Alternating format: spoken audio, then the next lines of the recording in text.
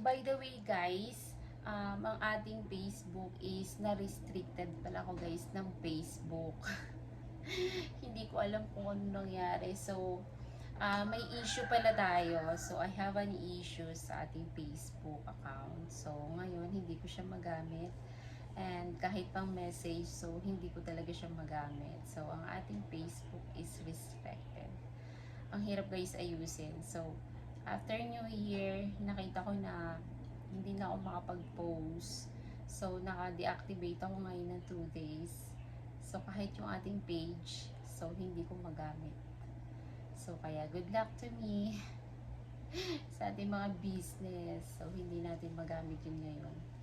Kaya bahala na guys kung ano mangyayari dun sa ating Facebook. So, nagkaroon tayo ng issue is regarding dun sa pag-share ko ng hindi sa aking post. Kaya yun na nangyari. So, yung aking post is deleted na. Na-delete na nila. So, yung aking email is hindi ko mabuksan kasi na-deactivate na rin siya. Hindi ko alam kung hanggang kailan ko hindi pwedeng gamitin yung aking Facebook. So, pwede naman ako mag-post. So, totally, ang nakakita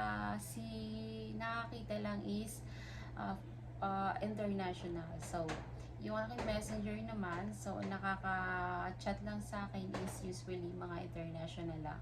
So, if nandito ka sa Pilipinas, hindi mo ako matcha-chat kasi unable to send and ako naman unable to receive. So, pag chinat kita, makakapag-send ako, pero ikaw hindi, unable to send sa akin. So, matatawagan kita, pero ikaw, hindi mo matatawagan. So, parang ganun guys.